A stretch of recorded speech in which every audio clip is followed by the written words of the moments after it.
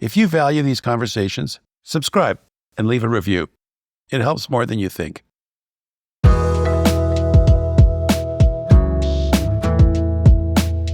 Welcome to another edition of Jeansland. This edition covers ground close to my heart because it's about discovery, it's about feeling, and about the heart and business. I get to talk to Peter Caplowe, who was not in the jeans business in 1994, but went to Japan, discovered Evisu, the Japanese brand that had domestic cult following. They were super expensive 1940s American reproductions with painted back pockets. Mr. Yamane, the owner and creator, painted those jeans back pockets himself, 14 a day. And from there, Peter built an amazing business. Welcome, Peter. It's absolutely delightful to have you. I'm thrilled that you could find time to do this, or the gumption or willingness to do it. So let's start from the top. Oh. Where do you live? Where are you now? And how did you meet Yamane-san? I now live mostly in Lisbon, and I am in Lisbon now. I ended up here kind of, sort of end of COVID when, everybody's plans went to shit, basically. I ended up getting locked down in London, having been based in Hong Kong prior to that, and was trying to sort of wend my way back to Hong Kong, but they had crazy lockdown rules, so I'm sort of sitting that out in Lisbon with my wife. And after a while, we were kind of, why are we going back to Hong Kong? It's not what it was. And our kids are in the UK, and I've got an Asian dad in Lisbon, so Asian dad in London. So we just decided to stay here. That was about 3 years ago, and it's great. Portugal's amazing. I always thought to live there, but as I got older, I thought, I prefer the medical in Houston. Yeah, no, I see that. Yeah. It's frustrating getting things done here, I have to say. We love it, but yeah, everything. Funny you should. The people, the weather, everything is so amazing in Portugal. It is like the best country in the world. It is great. And the people, I know it sounds like a bit of a cliche, but the people here are genuinely just lovely. Amazing. Yeah, when I first got here, I was kind of like, cynical Hong Konger, and I was like, okay, what are these guys after? It's so nice. What do they want? And it took me like a couple of weeks to realize that they just really are that nice. And it's just really genuine nice people. You make me think that I should do a podcast with people who have long experience in Hong Kong to talk about how it changed. Yeah. No, that's a story. I've been a pastor a couple of times in the last few months, or like 3 times, and it's a very different place. You have to watch what you say, and it's it's really quite shocking how it's changed. You have to watch what you say now in America. Yes, yeah, I can imagine. I don't know where the world's going at the moment. I don't know, but it's going to be interesting to watch. So let's go back to, how did you meet Yamane-san? And I think it's really interesting if you can explain what you were doing and then how you got to Yamane-san and how you got into the jean business, because you weren't in the jean business. I wasn't. No, so I don't know how far to go back. So basically, I used to run nightclubs when I was at university, and then I actually ran one in Paris from London, which was called From London with Love, which was the first acid house club in Paris. I don't think anybody remembers it now, but it was kind of cool at the time. And then I was doing that whilst I was working for the BBC in the UK, where I was born. And I had a very unglamorous job at the BBC, basically selling videos. And so I would actually, like, on a Thursday night, I'd kind of like sort of leave early, saying I had a meeting, and like go straight to the airport, jump on a plane to Paris, do the nightclub. And on one occasion, I did actually get to work the next day, which I was pretty proud of, but was, a risk to myself and others, I think, the state I was in after no sleep, straight out of my own nightclub back to my job in London. Anyway, so I was doing that, and kind of, just going nowhere in the BBC. It's very much like I think probably still is now, in those days, very much like a government organisation. Grew out of the Home Office. And it was like, if you haven't worked for 5 years in this area, then you can't be considered for a promotion. You have to have the right grade and all this kind of stuff. So one day I kind of just, spat the dummy and called a friend of mine who was in Hong Kong and said, can I come and stay indefinitely? And he was a very good friend from the university. still a good friend. And so I basically kind of packed up my bags, went to Hong Kong. When I was in Hong Kong, for the first time, this was way back in I guess late 80s. And my brother was in Australia, so I kind of just flew down to Australia to see him. And he was wearing these cool boots, work boots called Blundstones, which him and I over a beer were like, this would sell well in London, kind of thing. And that was kind of how I started in the fashion business, because I went back to London eventually, contacted Blundstones, got the rights to sell Blundstones initially just in the UK.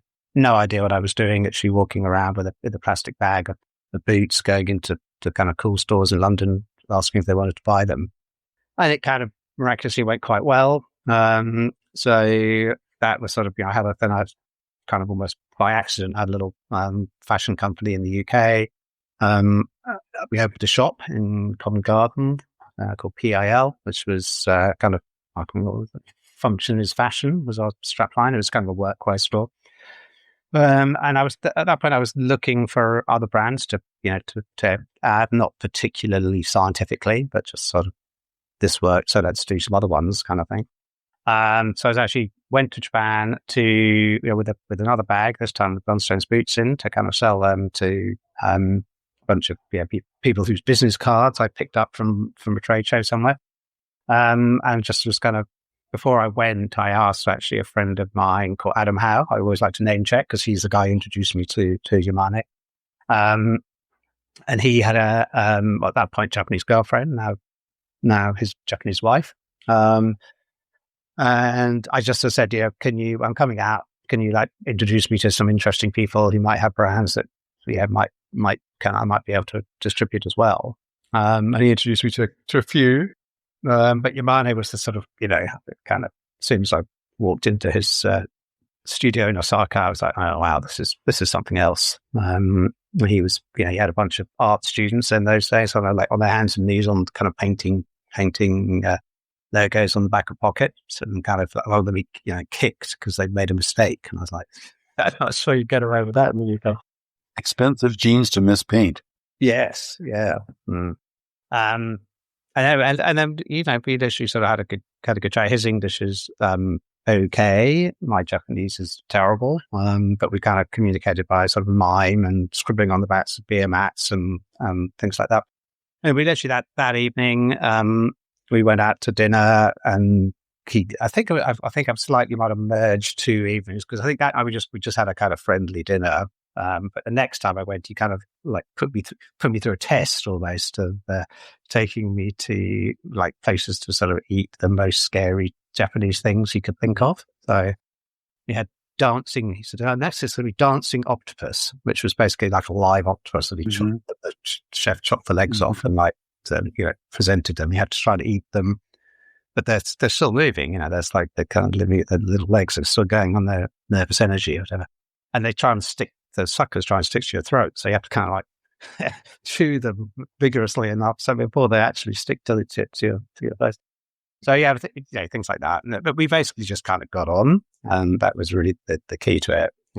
He's a very funny guy.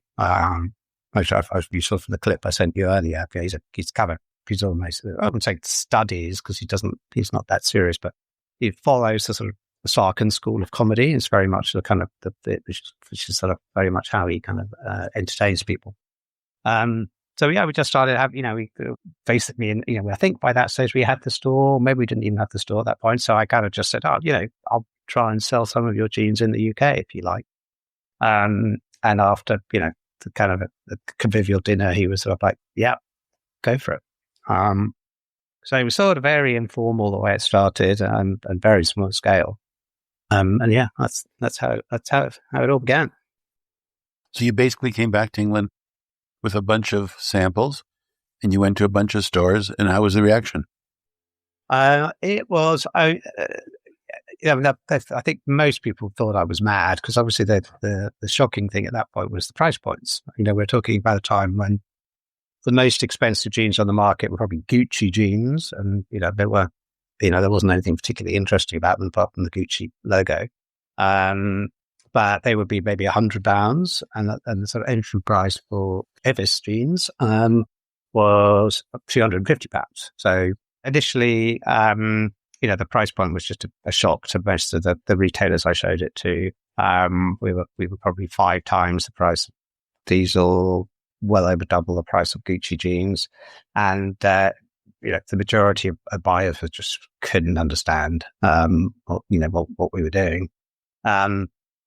But we just, how it started to get traction was actually through stylists, who I still think of, the kind of the underappreciated stars of the fashion business. They started to see the product, like it, put it on people, do art, kind of working with editors. I think I can't remember if it was The Face or ID where we had the very first piece of press, where Evisu was featured. But it was one of the two. Edward Ennerful, who went on to be the editor of ID, was actually a very, very early guy who picked it up. Adam Howe, obviously, who'd actually introduced me, did a piece in The Face very, very early. So it sort of, it actually got traction mainly through, in those days, it was magazines, physical magazines. It was before the internet, really, or certainly before the internet. In those days, people would buy, like I would go on a plane and take like 5 magazines. Yeah. So it was, and the guys who kind of, ran or kind of made the decisions about what got into those magazines or didn't were hugely influential. They were kind of the gatekeepers. Yeah. So that was, that was kind of how it got traction. So really before we, had buyers going, yes, I'll buy that. It was those kind of like cool magazines that started to pick it up, and then the buyers saw that, and then they started to be interested.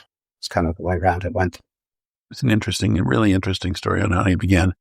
You said something. You said the name Evisu. Yeah. So there's the name. I wanted to get into that because it's so funny because it's such a famous brand and no one knows how to say its name. That's really interesting. Yeah. Well, it is. I kind of, I now switch between saying Evisu and Evisu because most people say Evisu. So I've said, if I want them to. So that's 3 names. That's 3 names: Evisu, and Evisu. Okay. Yes. So tell us. It was originally Evis, just EVIS, and he literally had a kind of red tag, with EVIS written on it, which is obviously just Levi's without the L. And in Japan they say Levis, not Levi's. So he was Evis. It was shame. I mean, he would say it was a tribute to the kind of the early Levi's jeans. The Levi's IP department or general counsels not quite as understanding, didn't quite share his view that it was a tribute. So basically, like within, I would say, because we were getting quite a lot of press.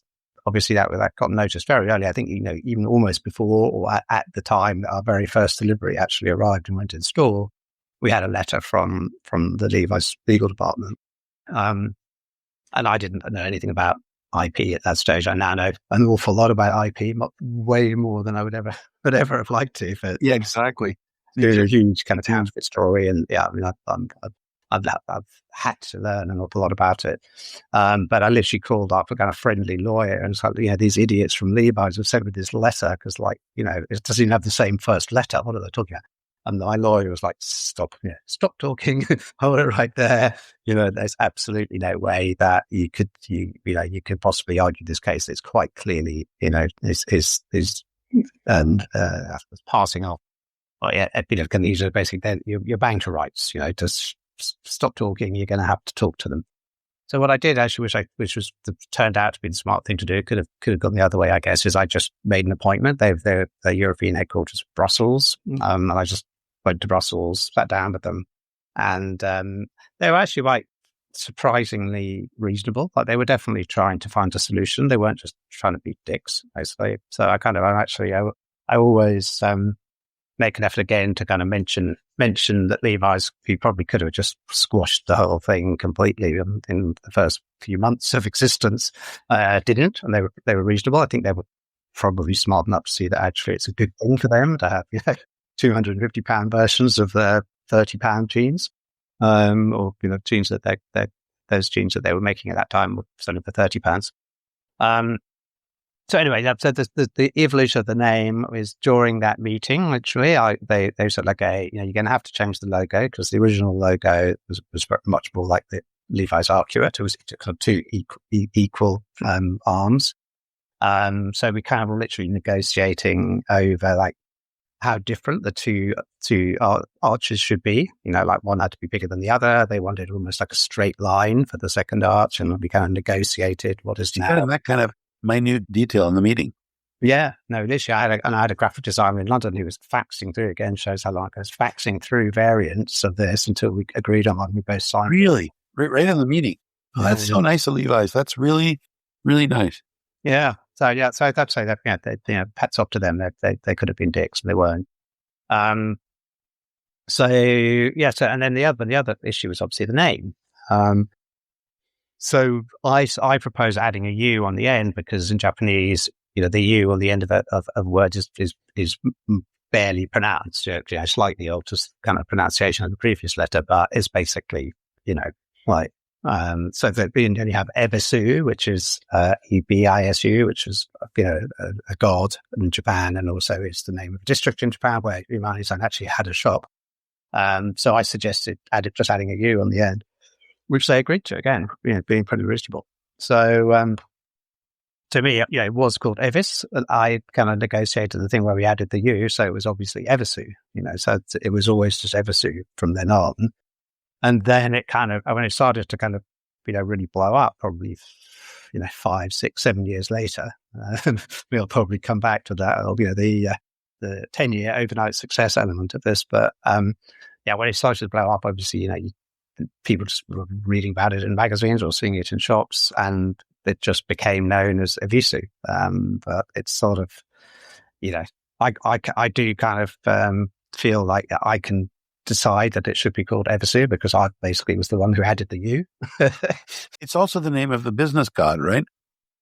Is that, God of money. It's prosperity and fishing, which is another big Yamane thing. So the image of it is very often with a fishing rod because it's sort of, catching money, catching prosperity. But yeah, it was, but he'd already played around that because of the silent issue that the sound of Evis or the god, which is Evisu, you pronounce them very similarly in Japanese anyway. So that was already sort of, the U, adding the U was I was very pleased to get away with that because I thought Levi should probably go. That was my sort of first, I'll try and see if they could go for that, not thinking they really would, but they did. Because that was like a really obvious, and easy one for us to do, to the extent that Yamane actually started using U in Japan as well. But I guess he had to because Levi's is global. Yeah, he did. Although he didn't, he's a bit of a how do I put it? He kind of he loves to kind of flout authority, I guess is the word. So he was and I was originally saying that you really should do the same, in Japan, because, I've agreed this. I agreed it outside Japan because I don't have authority inside Japan. It's the business is controlled by Yamane. But I said to Yamane, you just, add a U. I mean, it's so easy. It's kind of, it's like, no, never, I'm not going to do it. But about a year later, there was she horrored up letters from Levi, so they kind of quietly did start adding the U. But the whole Evisu thing, I mean, the business god part, Lucky Brand used that. And then True Religion really used it big time. Yeah. No, well, I did actually. One of I have to sort of admire his chutzpah. But the guy, I can't remember his name now. The True Religion guy, that's a Korean American guy who had the factories. I went to go and visit Jeff him. Lubell. That's the guy's name, Jeff Lubell. So yeah, literally, I don't know, it was probably 10 years later, and he sat there going, "Oh yeah, we looked at the Evisu logo and we kind of just basically copied it because we thought it was kind of good." And I was like, "Right, at least have the decency to not tell me that." But it's like this industry is so funny because somebody has a good idea and does well, and then somebody else takes the idea and does amazingly with it.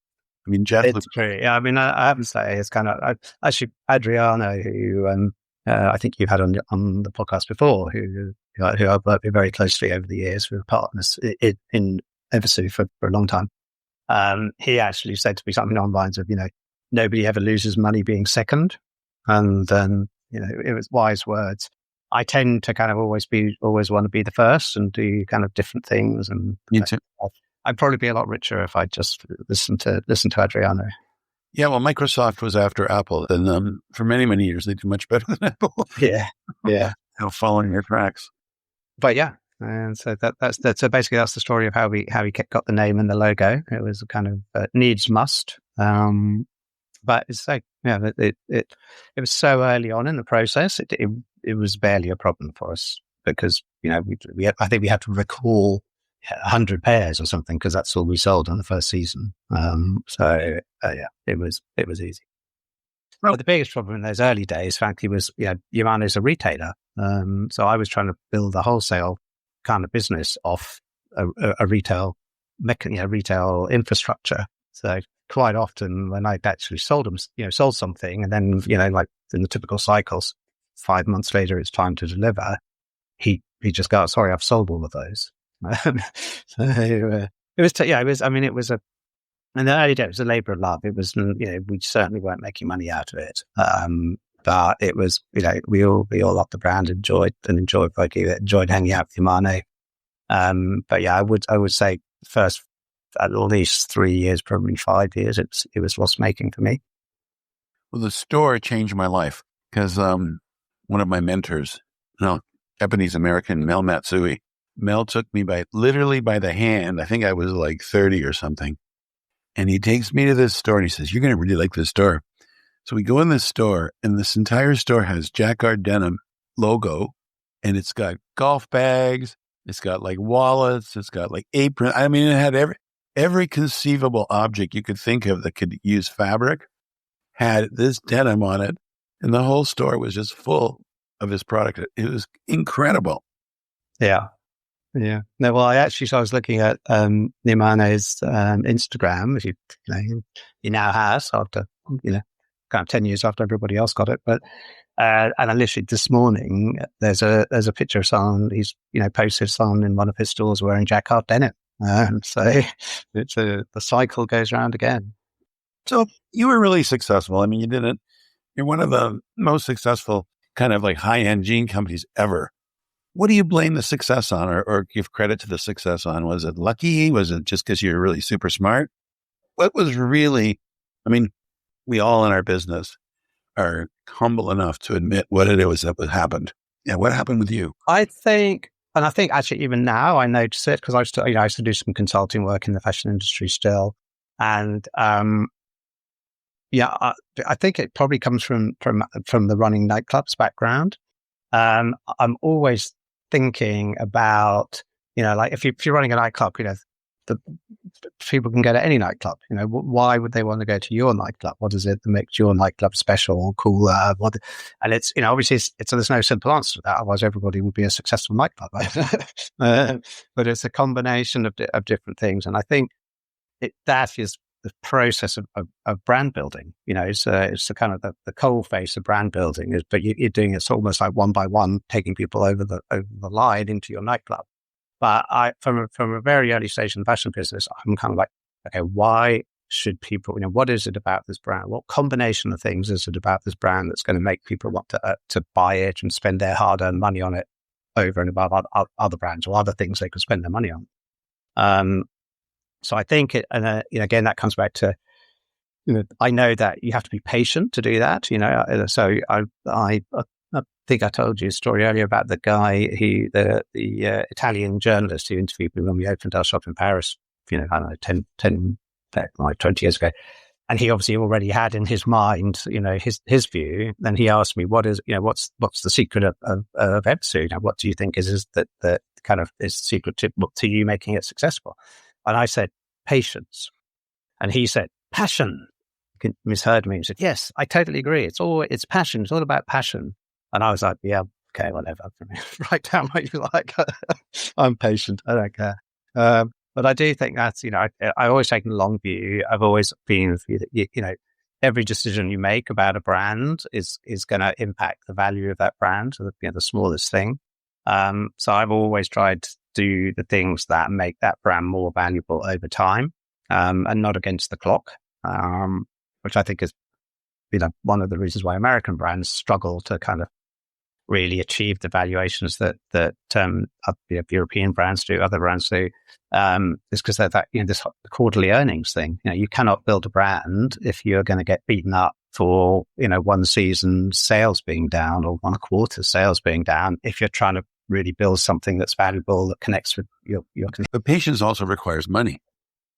Well, it does, but I guess that it requires kind of trade-offs, I guess. So. I would say, obviously, I've met there are decisions that I've made that were definitely short-termist because I was like going to go out of business quite quickly afterwards if I didn't.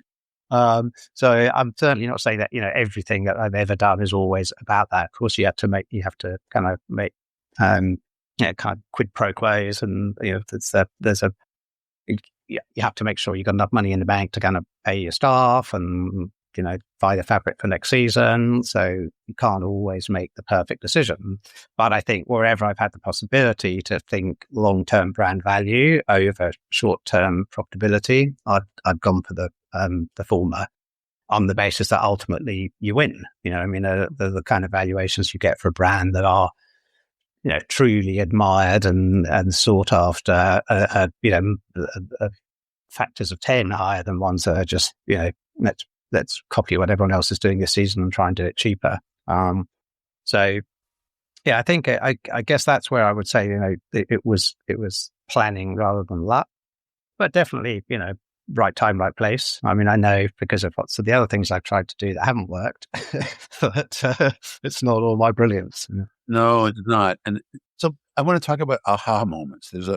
I want to just share this story. So at Kingpins, we started probably very similarly to the way you did. We had a very small show. It was a party. We were definitely the first show that had alcohol during the day. We were the first show that fed people. And we did all these things that were like counter profitable. And then we had a small show, and it continued to be a small show, and that got a little bigger and a little bigger. And then there was this moment where there were tons of people there out of the blue. And I just sat on the floor in the corner going, what the fuck? How can this be so popular when we were so humble in the beginning and so had no aspirations of success? Zero. We just wanted to survive. Mm-hmm. What was your aha moment? Because those moments are incredible moments. You remember them your whole life. That's an interesting one. I think probably, we got to the point where we were sort of on schedule at Milan Fashion Week. It's probably before that. The season before, probably what resulted in us getting invited on schedule to be part of the official Milan Fashion Week, which is not easy. The season before that, we did a show at Pitti Uomo in Florence, and we were sort of the featured brand for that season.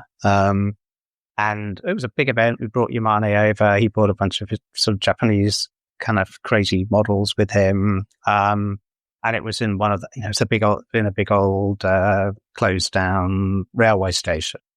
And of course, it's Pitti Uomo, so the town is rammed full of fashion people. And it was literally like standing room only. There were probably 1,000 people in this train station. And Yamane was modeling his own staff as well. And I guess that was sort of when I thought, okay, now I've sort of got to the point that I always wanted to get to, which is that this is a proper brand. This isn't just exactly a pair of jeans that I've stumbled across in exactly. So I think that was probably the kind of moment I thought, this is. How did you feel? I felt really good. I mean, but I definitely, as I say this, you do get people coming up to you to say, "Oh, you're so lucky! You found Evisu." Oh, you're so lucky. Luck. That's what it was. Just 10 years of luck. I mean, you're lucky you weren't hit by a car before that happened. That's the biggest thing. Yeah. But yes, I didn't. I felt proud, but I definitely felt it was a sort of a goal that I had achieved by a lot of hard work, a lot of setbacks. I mean, God, and Yamane is not an easy guy to work with. He's famously bad tempered when you want, when he great company, really funny when he's up, but when he's angry, he shouts and throws stuff around. And at one point when we were doing a show in Milan, and he'd come over with his whole team, and for the shows we would combine what he was doing and what we were doing, and just present it as one thing. And he didn't like the creative director or the stylist, whatever that we'd used, that we brought in. He was sort of putting together his stuff and our stuff, and he just literally blew a gasket, and he was screaming, and he literally packed up everything, and they were all about to leave and go back to Japan. This was like, I don't know, the day before the show was supposed to go off. And I had to go in there and kind of, bow and scrape and apologize. And the person who'd upset him sent him a big bunch of flowers, and it was touch and go, whether this thing was going to happen. And there was a lot of the time it was like that. There was, and because we never had outside financing. It was all self-finance, which whenever I talk to somebody from the kind of finance world, they're like, "That's not possible. You can't have. You must be lying." And it's like, no, we literally and so we were constantly trying to find ways to finance the next season, and getting people to give us the sample fabric for the next season on, as part of, it's like, don't worry, you can add it to the final bill once we've got our orders in, and we'll get less credit back to back. And, it was all, every season was like mortgaging the fund. That's a podcast in itself, is how people finance out of nothing stuff. Yeah. And this is going slightly off piece, but it does make me, think about, now, in fact, happened to me this morning that, people either directly or they're kind of, asking me to help a friend or a nephew or a son, or whatever, they're just finishing their fashion degree, and they want to talk to you about, getting some advice for going into the fashion world. And I kind of say, I'll do it, but, don't expect it to be cheerleading. I'm going to tell it like it is. And it is, it's, I think particularly when, you get this, it's often super, super talented designers who, come out of St. Martin's or something like that. And they're like, I know what I'm going to do. I'm going to set up my own fashion label. And I basically say to them, the phrase I use is, that's like having a degree in physics and deciding you're going to start your own nuclear power station. It's just, there's so much complexity, and so many elements to running a fashion business that you just wouldn't even have thought of if you hadn't been through it. And obviously financing is probably the biggest thing you have to face. Well, you have to have a product first. But once you have a product is everything. Getting a product made is you have to do the magic tricks to get the money. Yeah. Yeah. I know. The reality is, and I say this to people who are starting, if you can find someone who makes stuff, who believes in you, you've got a chance. Totally. I support totally. Yeah. You can also visit jeansland.co and sign up for our bi-weekly newsletter. It gives you access to our full archive, along with the development shifts and stories shaping the denim supply chain in real time. Follow us on LinkedIn, Facebook, and Instagram to stay connected between episodes. So when was Yamane-san's aha moment for you? When did he actually look at you in a different way? Like, you're like the golden boy. Because there was in a moment where he was like, okay, I'm Mr. Special, but this guy can do I actually only after I'd exited the business, funnily enough, I went back to Japan, and even then he didn't do it himself. He got his son to do it. We all had dinner together, and then he went home early, and then his son stayed behind. And he said, my father asked me to tell you that thank you very much. It's because of you that Evisu was a success.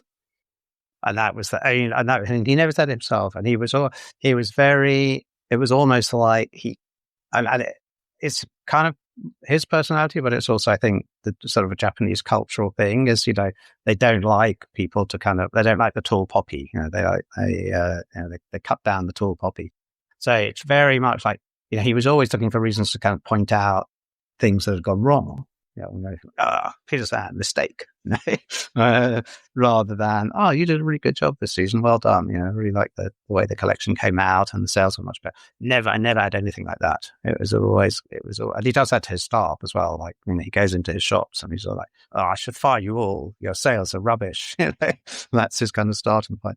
And I actually asked a friend of mine, like, what, why does he do that? He said it's very normal. The Japanese boss is almost like, part of his role is kind of to keep his staff in their place rather than encourage them.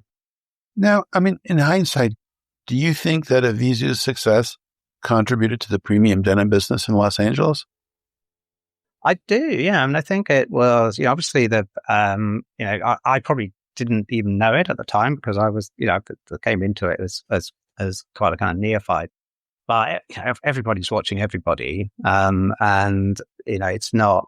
When I think just probably from a price point of view. I mean, I'm literally all like when we started selling well at 5 times the price of a pair of diesel. The first thing that diesel did is put their prices up 20-30%, so that we were only 4 times their price, and they still look cheap. And I think, and I think that the LA brands would definitely would have seen what was going on. They would have come to London, gone into Selfridges and gone, my God, these jeans are like, 5 times what we sell our ones for. Let's come up with a story and, find some Japanese denim or find something. So yeah, I think I would definitely, I do think, and I kind of use the word now with other businesses that I look at, it was a category creator. Before Evisu, there were no premium jeans. It didn't exist. The most expensive jeans that were on the market were Gucci, and they were just like pretty much regular jeans with the Gucci logo on them. Exactly. They're terrible. So, sorry to ask, but how did this all end? How did this beautiful, incredible story conclude for you? For me, it was a drawn out and not very pleasant process.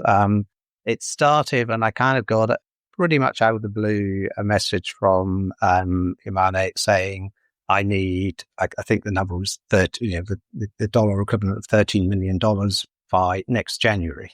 And I was like, okay, what's the story there? And it turns out he had not been paying tax basically in Japan, and he got raided. And apparently there were 400 policemen or tax inspectors, whatever the people who carried these things are, involved in this raid because they raided every shop that he had at the same time, so that he can sort of. I'm scared of one tax guy. I can't imagine 400. Yeah. So he. Yeah, I mean, he literally, and he kind of obviously got legal advice, and his lawyer said basically, if you pay all the tax you owe and you pay all the fines, you probably won't go to prison. So when he was kind of calling me up and saying, I need $13 million, he really needed $13 million or he was going to jail. So his solution to that was that he would sell me, because at that point I had a license to manufacture outside of Japan. So I'm still buying some of the stuff he made, but I'd say 95% of the business we made ourselves. We designed, produced and everything ourselves in Italy. That's when I was in business with Adriano. And then I moved the business to Hong Kong around 2000. So this would probably be like 2005, 2006, something like that. And he was, basically, because we did have a documented license, but it was done in a bar. I think it still had the beer stains on it. It was like 2 pages, and he was basically saying, if you can't buy it, then I'm just going to sell it to someone else. And I was like, we can't really show it to someone else because we have a license. And he was like, I'm going to sell it to someone else. So I was kind of at that point running around, kind of desperately trying to find. You had a new job. Your new job was not only just to run the company, you had to find $30 million. Yeah. Yeah. So, and it definitely, I was, gradually, and that's just sort of obviously a big example of it. But we also had a court case in America with these guys who were literally had never paid us, never paid a single bill to us, but they had a contract, and then they kind of were always finding every season they've had a reason not to pay the letter of credit. And ultimately I went, okay, you guys are out. And that's when they really went started having fun, and they was suing the company in 3 different jurisdictions. And that, one of the guys behind it was a lawyer. So he was doing it all for free. And I was trying to fight him off, having to pay for lawyers in Italy and US. So I had all that going on, and I had to find, $13 million to kind of keep the business from Yamane basically kind of selling it to somebody else and leaving me either kind of trying to, I don't know, leaving me in a bad situation, let's say. So anyway, I was running around trying to do that, and we very, very nearly did a deal with Puma. who we were already talking to, because we did a collection for them, like a jeans collection for them, which was going well. And we got, we negotiated the price. Their due diligence team came out, spent a week in Hong Kong. We passed that.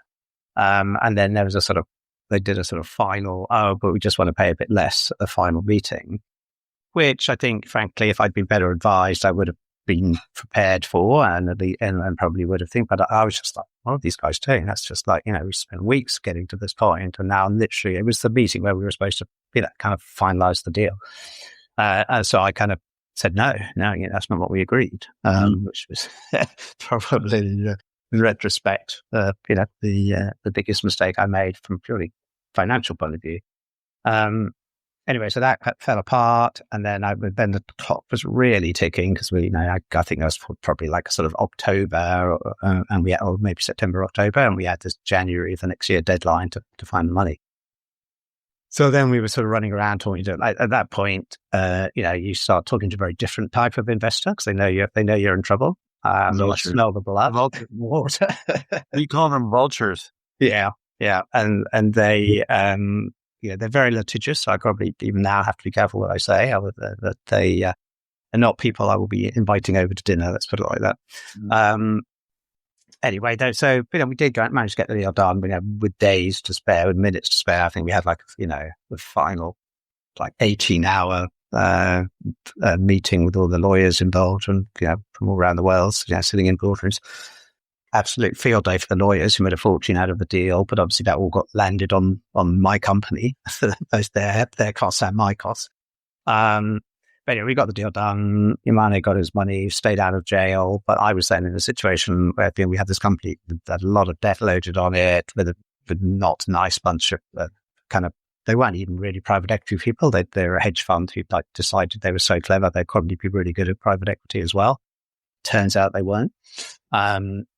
But anyway, so it was sort of, I think I had 64 separate covenants as part of that deal, which went down to how many socks were I going to sell in Tunisia in 3 years' time or something. And if I didn't sell that many socks, I was in breach of a covenant, and they could do all these things to basically get hold of the company. Anyway, then lo and behold, we had what I call the GFC, the Great Financial Crisis. I'm not sure what the kind of the American equivalent of that is. So 2007, 2008. Recession. I call it the big recession. The big recession. There you go. It saved my life. I'm always grateful to it. Yes. Yeah. No, it changed a lot of people's lives. And obviously, suddenly, then we had a kind of a big business at that point, but we were in that $300 and up jeans, and the big recession definitely took the wind out of the sails of that market. But the private equity people who were involved in the business, that didn't cross their mind that the reason that we were missing our sales targets was anything to do with that. It was obviously because I was incompetent. So they basically kind of moved me aside, and then they took me on a sort of global tour to meet all the people who were going to be my replacement, which is not one of my more enjoyable world tours. But we actually the person who actually did kind of get the role in the end was Scott Morrison, who was actually great fun. We overlapped for a year or so. I'm sure Scott talked to a lot of people, but I'll never forget. We used to go for breakfast every month or so. And he was single and I was single, but he's 20 years younger than me or whatever. So we were always talking about our situations. And this one time he said, I got to talk to you about business. And I was like, what? He said, I've been offered this position at Evisu. And he said, what do you think? I was like, who do you report to? And then he told me, and I said, well, how can you go wrong if you get paid what you want to get paid? So that's what happened there. Yeah. He stayed a year. I think he stayed a year. Yeah, I think he did. I think it was, what he was trying to do with the brand was a totally reasonable thing to try and do with the brand, but it needed patience. It was a 3-year project. He was trying to shift. Once these hedge fund people and the private equity people come in, then it's not really like the way LVMH operates a brand. They don't give it time to do anything. They just pull a trick and hope that trick turns into $5 other. And if the trick doesn't work, they get new people or close the company. Yeah. Yeah, I mean, it was a harsh lesson, and I can't really say I'm glad I learned it because it would have been a lot better if I hadn't had to. But it's and I think I would let's say nothing else, I get the chance to talk about it in occasions like this, and can say to other people who are thinking about bringing private equity into their fashion businesses, only do it if you're in control of that situation and you define what success is. And if they're trying to make 10 times their money in 3 years, then just it's better to struggle through and find a way to do a deal with your supplier, your fabric supplier, or your factory, and get them to offer you some terms, or get your distributor to pay a bigger deposit. There's always a way through, And these guys, honestly, they just don't have a clue what they're doing, and they don't do it. So now you have a kind of like perspective of the business, I'm sure, because you watched the business that you once kind of were a star in. How do you see the jeans industry today? Well, the first thing I would say is I definitely took a long sabbatical from the jeans industry. I just stayed away from it. I wasn't involved in it at all for probably 7 years or so. So I'm sort of I started coming back to it. It's probably like slightly masochistically.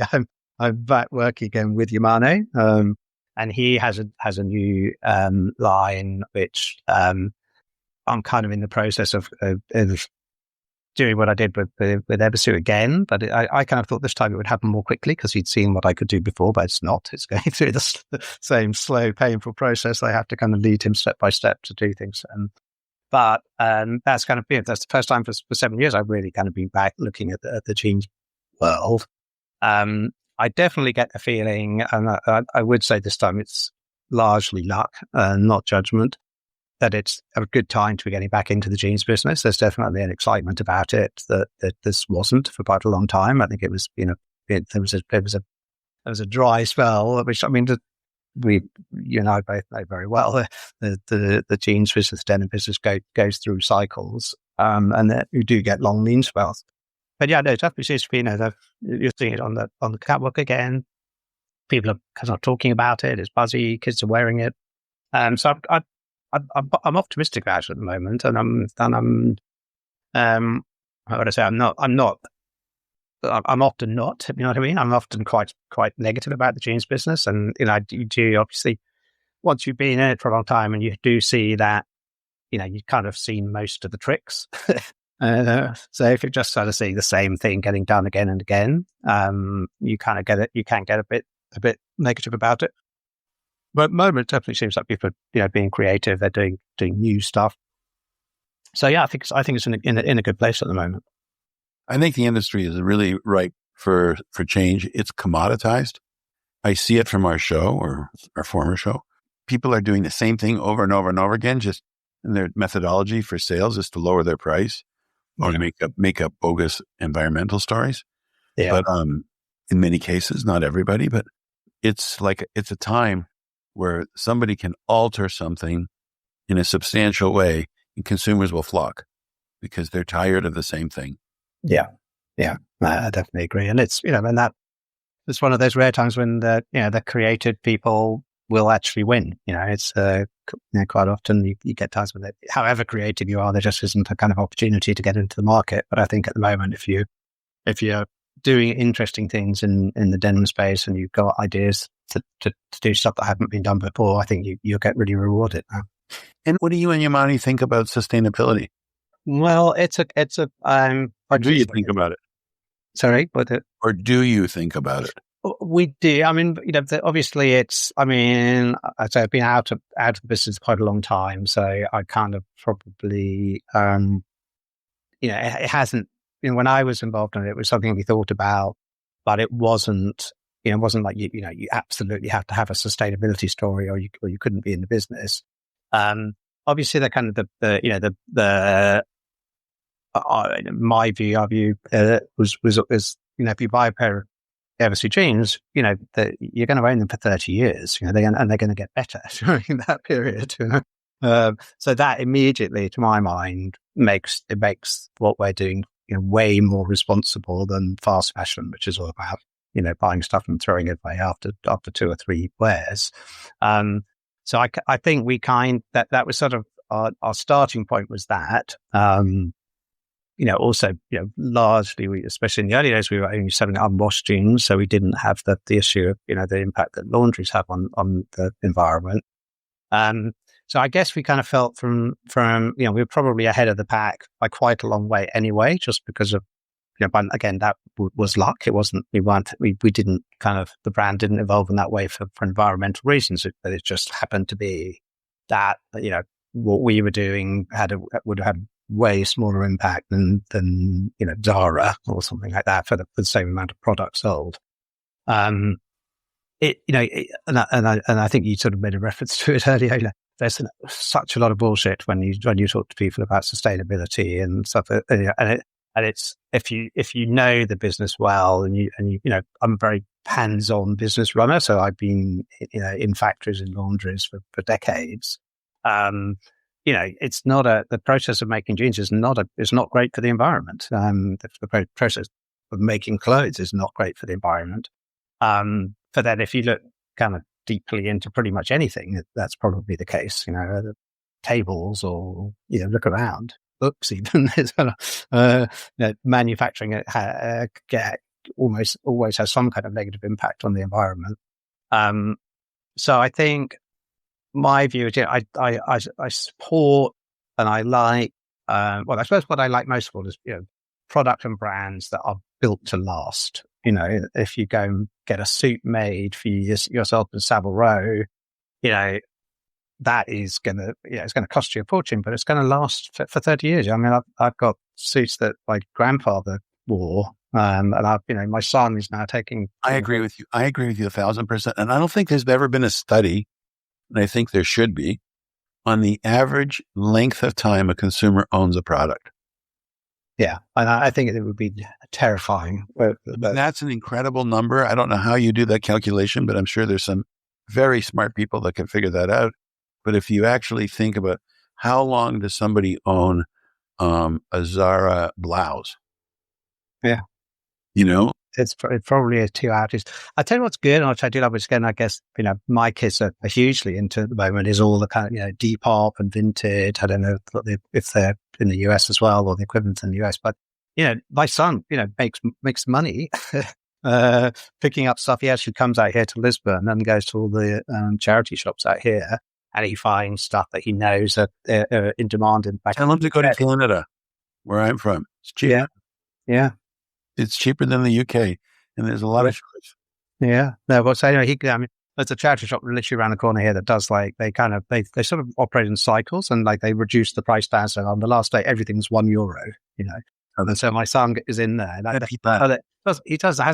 He has worked it out, but he sort of acts dumb. But obviously, with the amount airlines charge you for kind of taking stuff back, I think I'm subsidizing his business quite a lot.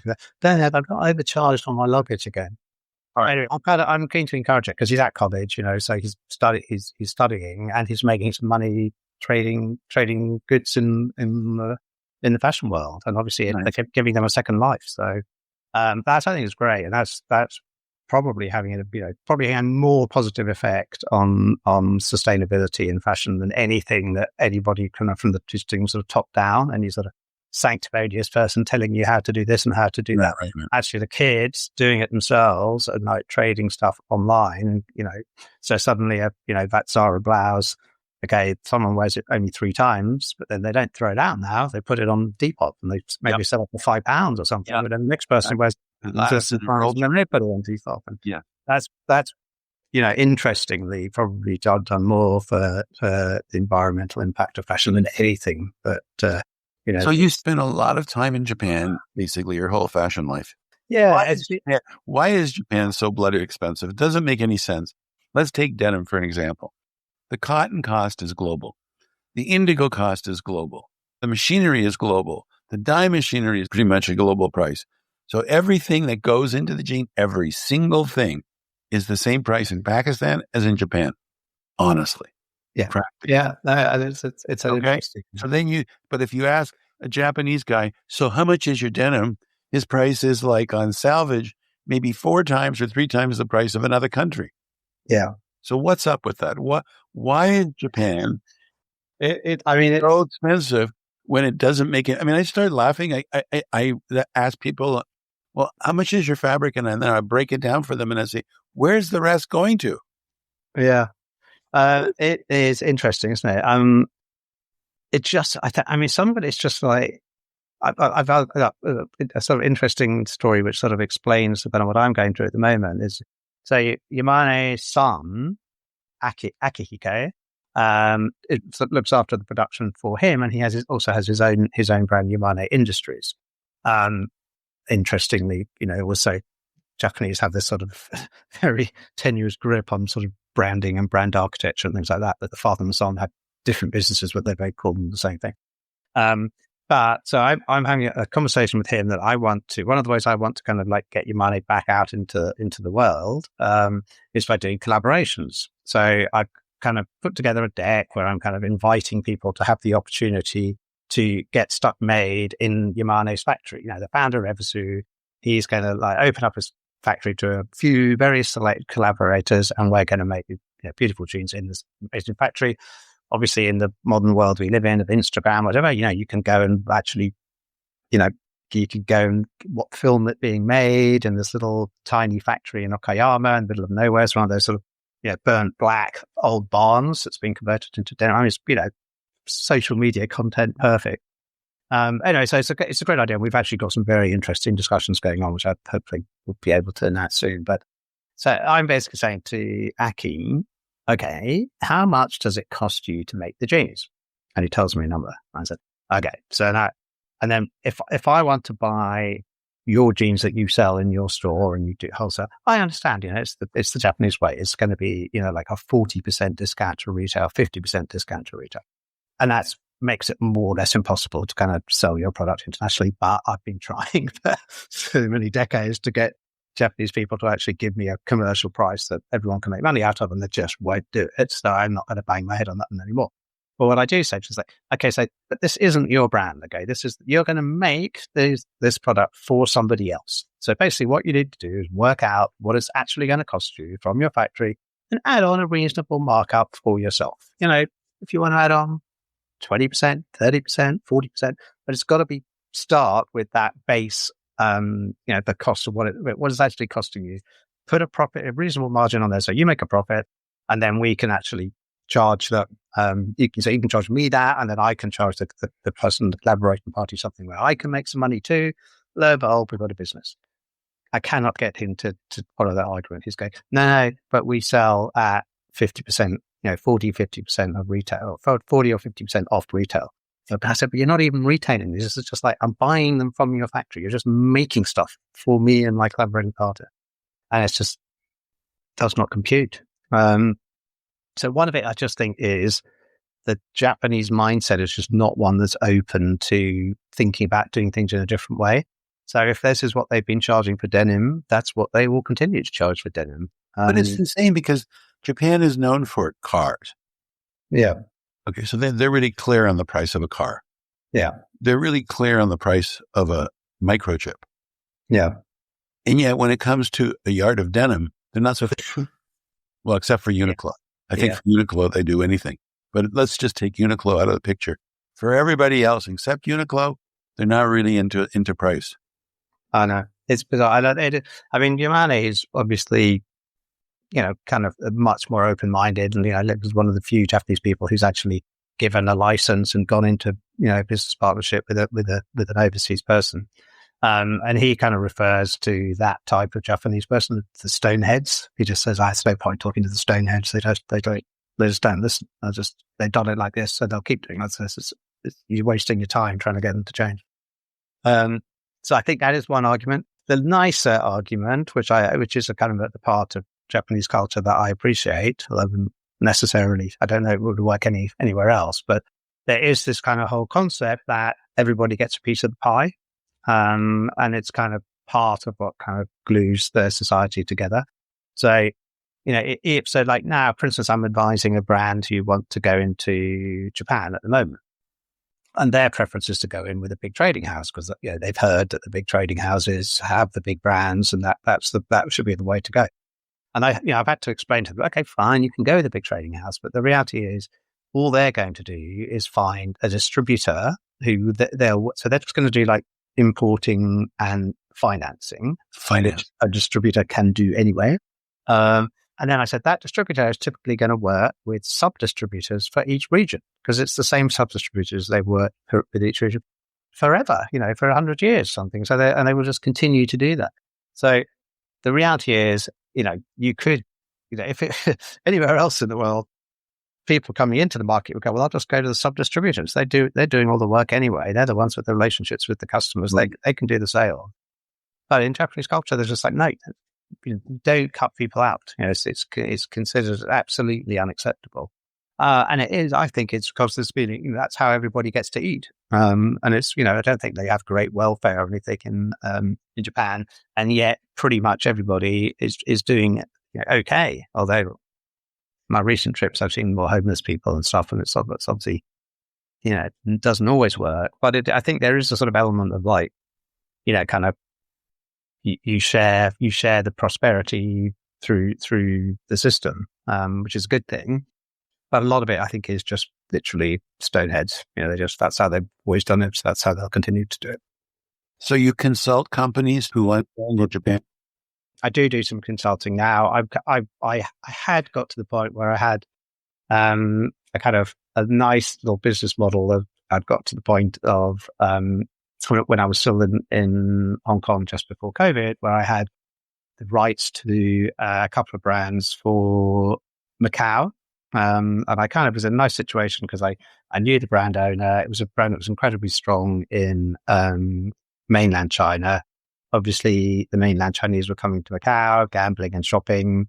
We were 20% cheaper because there's no VAT or no couldn't VAT in Macau. And it was just I remember at one point saying to my wife, I don't know, what can go wrong here? It's like, have to be some kind of like global. I don't think I actually said pandemic, but I was going like, have to be some kind of like world. Yeah, famous last words. What can go wrong? Yeah. There's so many times in my business, and like out of the blue, my house explodes, or there's a flood, or the guy that I'm talking to dies. I mean, it's just like unbelievable. Yeah. Well, there's a lesson there. Anyway, so I basically, COVID kind of killed the bulb. I wouldn't say retirement because I wasn't ready to retire, but certainly it was like, I don't have to worry about money now. I've got this nice little business in Macau. It would be quite a big business, actually. Or mid-sized business, I'd say. That, the buyers kept coming because they were the Chinese like to gamble. They loved the brand, the margins were good. And, it was, I even knew the landlord because it was the casinos, and the guy who was the head of the route up the casinos was a friend. And so I was kind of like, this is, so then that meant I could kind of like just do projects I liked, But COVID killed that. I mean, the border between China and Macau was closed for 3 years. So we sort of struggled through and tried to stay alive. But ultimately, funnily enough, what killed it was when they reopened the border, and the landlords were then like, okay, now you've got to pay everything. And I was like, it's the fashion business, you don't have magic stock that just appears that can like get you up to the pre-COVID numbers. We ordered 6 months ago, and we ordered like 80% less than we'd normally order because there's no business. Anyway, we had that discussion, but ultimately I just had to close the business down. So I definitely decided to sort of like, reinventing myself again phase of my life. So I do, I mean, basically, obviously I've got a wealth of experience. So, but I don't go out seeking. Well, I asked the question, honestly, Peter, I asked the question because people listening to this podcast, everybody I know would love to sell in Japan. So maybe this is a little, somebody has a credible, that's a keyword, brand and mentality. It would be good for them to contact you if they want to sell in Japan. Yeah, no, definitely. I also generally, I kind of, that role I got, which was originally just help me in Asia, or help us in Asia, is sort of evolving more into now a kind of general advice on branding. And, if you want kind of to patiently build a brand, and you want to kind of like be looking at like proper global, European luxury brand type multiples, that's what I aim to do. So yeah, and if your listeners want to have a chat with me about that, I'd be very happy to do it. Peter, I can't describe how grateful I am to you for doing this. I think we were introduced by Johnny Dad, and I'm going to thank him as well. There are a few people that have enjoyed a career like yours, and I think it's amazing for our listeners to get a chance to hear about your career. Thanks very much. It's been a pleasure to be on it. And thanks to Johnny for making that contact with you. I'm surprised we haven't met each other earlier. And I can't believe it. I can't believe it. I was in Hong Kong when you were there. I was in Japan. We must have slid past each other in corridors and things. We're probably we didn't even know each other. Yeah. Well, now we do. Now we do. Next time I'm in London, we definitely have to have a cocktail. Definitely. Thank you, Peter. All right. Thanks very much, Andrew. Bye. Take care.